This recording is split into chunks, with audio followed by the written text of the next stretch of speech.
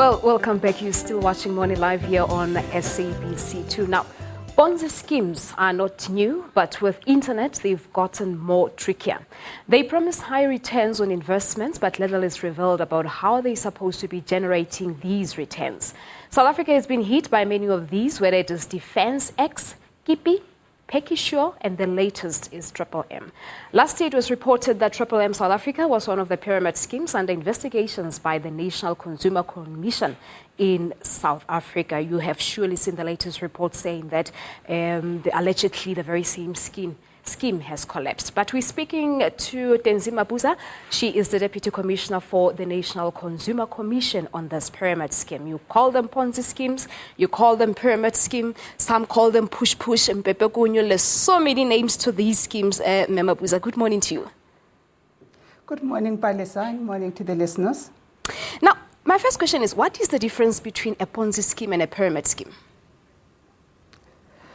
Palesa, they are in essence the same thing in a way, because both of them actually depends who has been the initiator of those schemes initially. The fact is that we call them Ponzi scheme based on the person that has initiated the scheme. But a pyramid scheme is a Ponzi scheme because what it does is that what you get is participants actually will recruit other participants. You get the initiator that sits on top of the pyramid scheme, and the rest of the other people, they come at the bottom. There's nothing that is being sold. People will come in, deposit their money with the promise that at the end, whenever I recruit more people, the more I recruit, the more I go to the apex, and then I become pushed out of the scheme when I get a payout. And then it's actually the same thing. It has been happening like that through over a number of years, and it has been evolving. It just depends on how to each country actually calls it, whether a pyramid scheme or a Ponzi scheme. But then how do we know, or when do we know if it is a pyramid scheme? Because I was reading they basically saying that if the returns are above 20%. You know that it's a Ponzi scheme when you go out here and you invest. What happens here is that the returns themselves are actually, most of them are 20% above the repo rate. And what happens is that you find that there is some kind of like an arrangement wherein we all come in and we deposit money. Some of them you will find that it is a central account, or maybe it's easier actually for the Reserve Bank to pick it up when we have a central account. Everybody deposits the money there, and then people will get a payout at the end of the day. But the most salient thing about them is that all of us, what we are needed to do is we have to recruit other people, bring them on board for us to reach the rewards wherein we'll get the payout at the end of the day. But what normally happens is that because now there is no activity to grow the money, so whenever I withdraw the money, it could be that I deposit 100 rand. At the end of the day, if I withdraw 30 rand, that would mean if I would withdraw 300 rand, that means I will need two other people to deposit another 200 rand so that I can take out the 300 rand. So that means if we run out of people now to deposit the money, it doesn't become sustainable because you don't grow the money. You don't either get somebody to pay interest so that your money can grow. In that instance, the scheme itself, it's not sustainable. Now, Mabuza, we know that last year in 2015, the Commission investigated M, and the latest reports are alleging that the scheme is collapsing.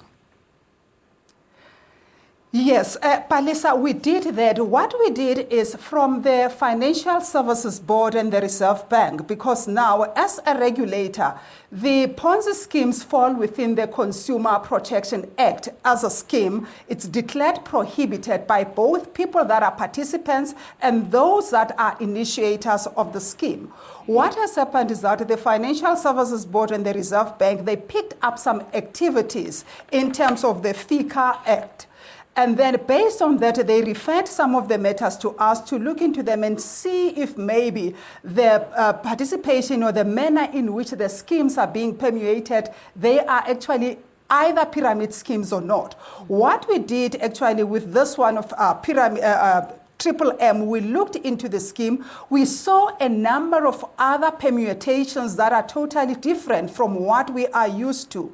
Is that the activity is online, we don't have a central bank or initiator, and then in this instance, again, it straddles amongst a number of other jurisdictions or other countries. And as such, as a country, we do not have sole jurisdiction over it for us to say that as a South African National Consumer Commission, we can look into the activities of the scheme. Hence, then we had to go back to our counterparts in this instance, our specialized crime unit, to talk to them and try and explain the processes to them to say, hey, this type of arrangement, it's actually beyond our scope. Would you please look into that? Because the initiators and all that, they are outside the country, and then we don't have a central bank. We don't even have a residence address in South Africa for us to follow the directors. And in this instance, we did not even have complainants in South Africa that came on board to say that as consumers, they feel that they have either maybe being defrauded or maybe then the scheme itself is not giving the returns that they were looking for. Now, quickly on this one, M Mabuza, your advice to consumers. I mean, many people fall prey to such schemes. They're losing a lot of money. What should they be on the lookout for? Should they be on the lookout for the fact that they are promised unrealistic returns? Palesa, first of all is that we've got the repo rate.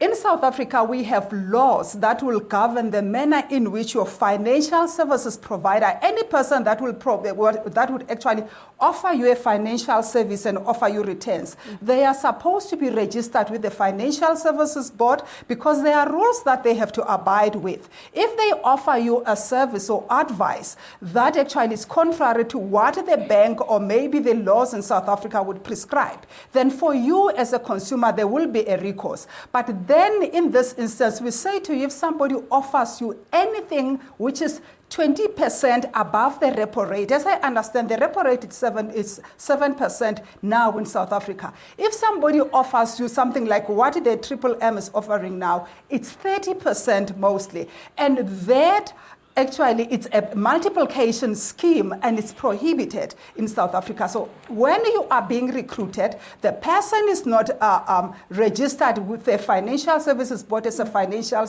service provider. You cannot pinpoint who the directors are. And the company is not registered as well with your company's commission in South Africa. Then you know that that is a red line. Well, M Mabuza, that's where we're going to have to leave it. Thank you very much for your time. Thezi Mabuza is the Deputy Commissioner from the National Consumer Commission. While we take